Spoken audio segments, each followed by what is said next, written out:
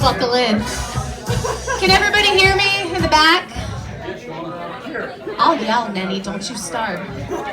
She knows how to work a mic, too. All right. We're ready for some speeches?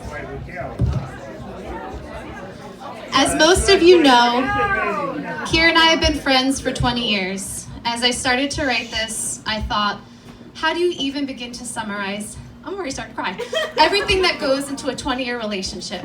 I'm not sure, but I'm gonna try.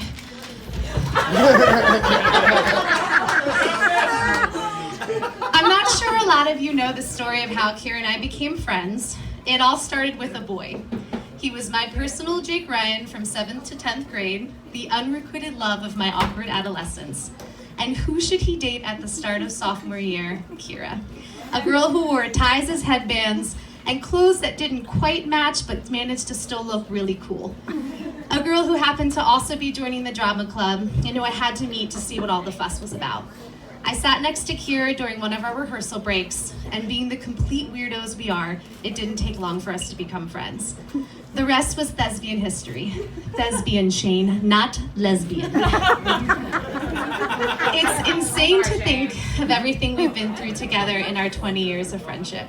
First loves, graduations, first time figuring out how to smoke weed from an apple, sorry mom and Lil, and playing bongos in the middle of your street, first heartbreaks, apartments, and losses. A friendship that when life got crazy and in the way, we could pick right back up where we left off. A friendship where you can be the weirdest, goofiest version of yourself and laugh for hours over the way you say, "Lil pants." A friendship you have to say is just that. A friendship, oh I'm sorry, hold on, I skipped a line. A friendship where you have to say is just that. A friendship when your family or an awkward tour guide in New Orleans begins to ask questions. A friendship where you fight clean. There is a bartender out there who I'm sure still tells the story of the quickest fight he's ever witnessed between two women. Kira and I bickering during our first round over something so silly I can't even remember it, calling each other out on why we were annoyed, apologizing, and staying for another round of drinks. Because that's just how you do when it's your person. A friendship full of belly-aching laughs, ugly cries, and love. I don't nearly say enough how grateful I am to have our friendship. Damn it! You've always been there without judgment, always offering an ear for me to vent.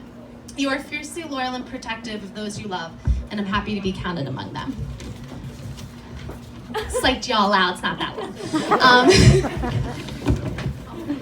I say all this because it's important for you all to know how important she is to me and how much you mean to me too now, Brian.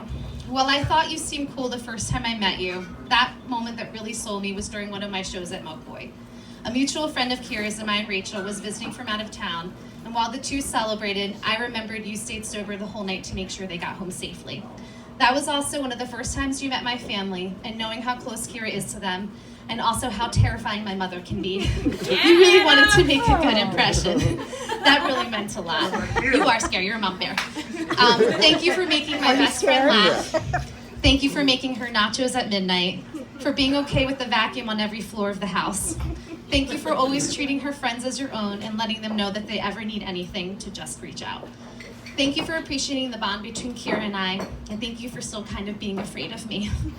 Kira actually pointed out the other day how similar we really are, Brian. We joke and we have fun, but we can both be pretty closed off when it comes to saying what we're thinking or feeling. If I can offer one piece of advice, always try to push past that and let yourself be open. I can attest that after 20 years, she'll always be there to listen. My wish for you both in this next chapter is that you trust in your love, come to each other always in honesty, and continue to make each other laugh. Keep hiding those googly eyes around the house, Brian. Kira will roll her eyes, but she loves it. Kira, keep giving Brian chores, he needs it.